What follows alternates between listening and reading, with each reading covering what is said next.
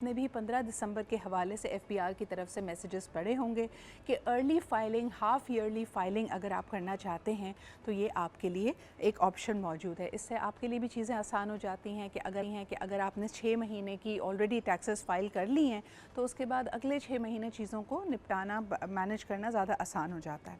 लेकिन इस वक्त एक बड़ी इंटरेस्टिंग कॉन्वर्जेसन चल रही है कि टैक्स लॉज अमेंडमेंट बिल 2024 में ये तजवीज़ दी गई है कि जो नॉन फाइलर्स की कैटेगरी है उसको सिरे से ख़त्म कर दिया जाए। अब आपको बताते चलें कि इस वक्त अगर नॉन फाइलर की जो कैटेगरी है वो तकरीबन 200 से 300% कई चीज़ों में टैक्स ज़्यादा दे रही होती है।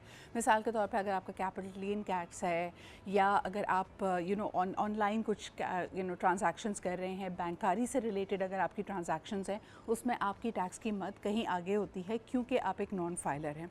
तो कॉन्वर्सेशन ये है कि अगर ये नॉन फाइलर कैटेगरी कम्प्लीटली ख़त्म कर दी जाती है तो जो वो रेवेन्यू आ रहा है उसको किस तरह एडजस्ट किया जाएगा। It's a very interesting conversation. हमारे साथ मौजूद है अहमद हसन साहब जो कि एक सर्टिफाइड इनकम टैक्स प्रैक्टिशनर हैं। आइए उनसे जानते हैं कि ये कैरेट एंड स्टिक ट्रीटमेंट जिसमें हुकूमत ज़्यादा से ज़्यादा कोशिश कर रही है नॉन फाइलर्स को फाइलर्स में लाने की और उनको किसी तरह इस तरह इंसेंटिवाइज़ करने की कि वो टैक्स अदा किया करें, क्या ये एक अच्छा कदम होगा? अस्सलाम वालेकुम अहमद। वालेकुम अस्सलाम सिद्रा, कैसी हैं आप? मैं बिल्कुल ठीक ठाक। अहमद साहब मुझे बताइए कि इस वक्त ये जो डिबेट चल रही है नॉन फाइलर कैटेगरी को अगर मुकम्मल तौर पे ख़त्म किया जाता है तो हुकूमत के रेवेन्यू जनरेशन में, टैक्स कलेक्शन में कितनी कमी वाक़ई हो सकती है? अच्छा सिद्रा, मैं आपको एक वैसे बात बताऊं कि अभी एक लास्ट वीक में ही बिल पेश हुआ है एफबीआर की तरफ से नेशनल असेंबली में। उसके अंदर ये जो नॉन फाइलर और फाइलर वाली एक चीज थी, इसको तो बिल्कुल समझ लें सिरे से खत्म करने की ही हो चुकी है कि या तो अब लोग फाइलर बनेंगे। और अब सिर्फ, पहले तो ये होता था ना कि सिर्फ लोग फाइलर हो जाते थे, नहीं, अब सिर्फ फाइलर नहीं होंगे। लोगों को जो डिक्लेरेशन दे रहे हैं, जो भी अपनी आमदनी की डिक्लेरेशन दे रहे हैं, जो भी अपनी वेल्थ की डिक्लेरेशन दे रहे हैं, उन लोगों ने अपना ट्रेल भी साबित करना होगा। ठीक है, ये बिल अमेंडमेंट ऑलरेडी पेश की जा चुकी है। इट्स एक्सपेक्टेड के जनवरी के फर्स्ट वीक में जो है वो इसकी अप्रूवल आ जाए शायद, ठीक है ना, और ये इम्प्लीमेंट होना भी शुरू हो जाए। अच्छा, coming back to your question कि भाई ये रेवेन्यू जनरेशन कम कैसे होगी? देखिए, रेवेन्यू जनरेशन कम नहीं होगी, रेवेन्यू जनरेशन बढ़ेगी।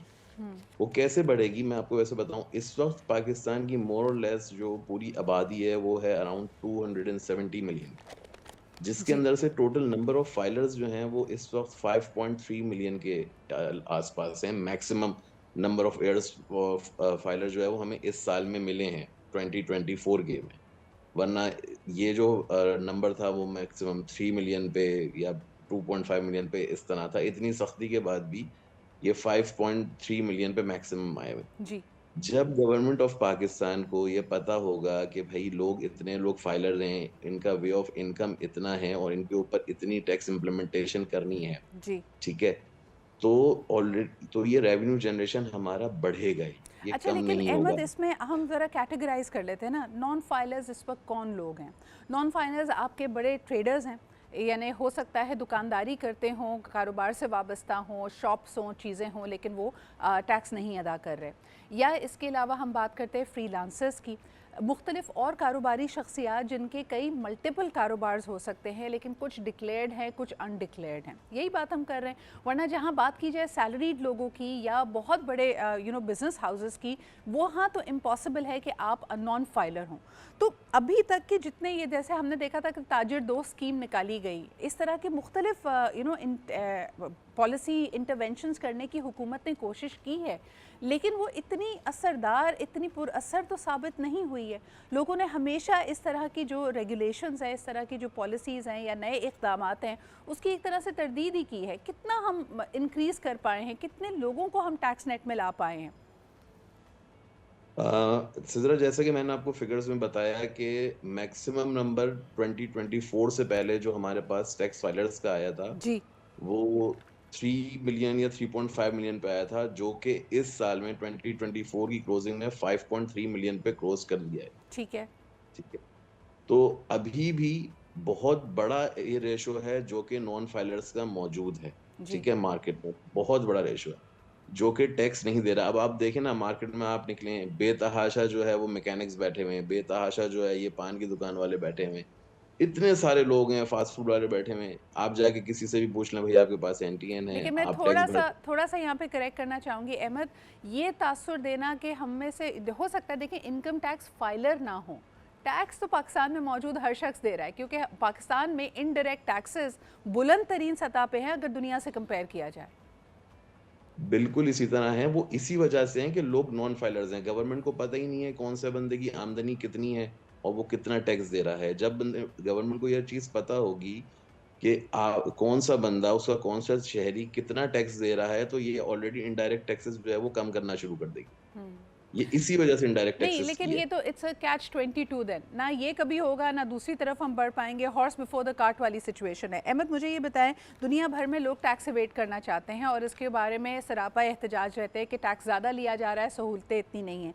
लेकिन पाकिस्तान में मौजूद एक शख्स देख रहा है कि हमारा जो मॉडल है, हम बिल्कुल अमेरिका की तर्ज का या फिर यूरोप की तर्ज का टैक्स लागू करना चाहते हैं। हम चाहते हैं कि हर एक लेबरर, मैकेनिक, आपने खुद कहा दिहाड़ीदार तबका भी टैक्स दे।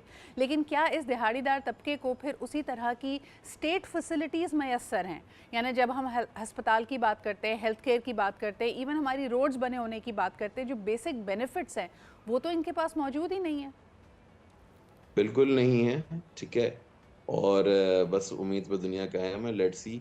पहले हम उधर पहुँच जाएँ कि जैसे हम टैक्स कलेक्शन इतना करवा पा लें, उसके बाद फिर देखेंगे कि आगे हम फैसिलिटीज़ प्रोवाइड कर सकते हैं या नहीं कर सकते उसके। लेकिन ये एक तरह से आप नहीं समझते कि ये एक अनफॉर्चुनेट रियलिटी है? चले मैं आपसे एक और बात कर लेती हूँ। इस वक्त बड़े से बड़े सरमायादार पे, कारोबारी तबके पे जब आपने टैक्सेस लागू किए, तो एक हमारे पास शिक आती है कि अगर आप 180 दिन पाकिस्तान में नहीं रहते तो आपको एक टैक्स कटौती मिलती है। फिर दूसरी तरफ आपकी डबल टैक्सेशन है।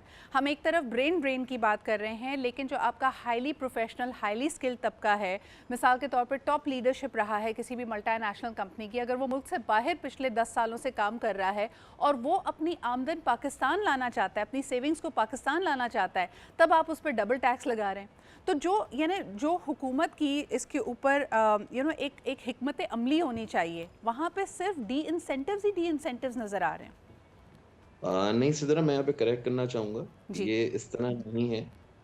अगर कोई बंदा जिसने इनकम बाहर से कमाई हुई है और वो पाकिस्तान लेके आना चाह रहा है, उसके ऊपर किसी किस्म की कोई टैक्सेशन नहीं है। हम्म। ये लॉ है, अंडर सेक्शन 100 है, जहाँ के नॉन रेजिडेंट पाकिस्तानीज़ का है। अगर कोई भी बंदा, जो कि बंदा पाकिस्तान से बाहर काम कर रहा है और उसकी पाकिस्तानी सोर्स्ड इनकम नहीं है, वो नॉन रेजिडेंट इनकम है, बाहर से फॉरेन सोर्स इनकम है, उसके ऊपर किसी किस्म का भी कोई टैक्स नहीं होगा। हाँ, वो पाकिस्तान लेके आ जाए इनकम, पाकिस्तान में आके इन्वेस्टमेंट करे, बैंक्स में रखे या कोई म्यूचुअल फंड्स खरीदे, फिर जब वो पाकिस्तान में रेवेन्यू जनरेशन शुरू करेगा तो वो इनकम टैक्स्ड होगी। ठीक है। लेकिन जो और बाहर से अगर ये कमा चुका है, बाहर से कमाया हुआ पैसा वो पाकिस्तान लेके आया है और फिर दोबारा पाकिस्तान से बाहर लेके जाना चाहता है, उस पर कितना टैक्स है? टैक्स नहीं है इसके ऊपर। वो बैंक चार्जेस या दूसरी फीस जरूर होंगी, लेकिन टैक्स नहीं। ओके। पैसे लेके जाने में या लेके आने पे किसी किस्म का टैक्स। आपने उस पर कमेंट नहीं किया, 180 डेज आउटसाइड ऑफ पाकिस्तान। हाँ, 180 डेज ऑफ आउटसाइड पाकिस्तान में जो है ये कहलाते हैं एनआरपी, जिसको हम, इसका एब्रिविएशन है नॉन रेजिडेंट पाकिस्तानीज। अगर कोई बंदा नॉन रेजिडेंट पाकिस्तानी है और उसका पाकिस्तानी सोर्स्ड इनकम नहीं है, तो वो टैक्स्ड नहीं होगा। ठीक है, उसको सिर्फ ये साबित करना है कि भाई मैं नॉन रेजिडेंट पाकिस्तानी हूँ, वो अपना पासपोर्ट दिखा दे, दैट्स इट, खत्म। उसके ऊपर भी कोई टैक्सेशन नहीं। ठीक है। और ये एक बहुत बड़ी मद है जिसके अंदर इस वक्त हम देख रहे हैं कि पाकिस्तान के कारोबारी तबके ने इसको इस्तेमाल करना शुरू किया हुआ है। यकीनन सेकंड पासपोर्ट बहुत सारे लोगों के पास होता है। बहुत बहुत शुक्रिया अहमद, हमारे साथ मौजूद होने के लिए।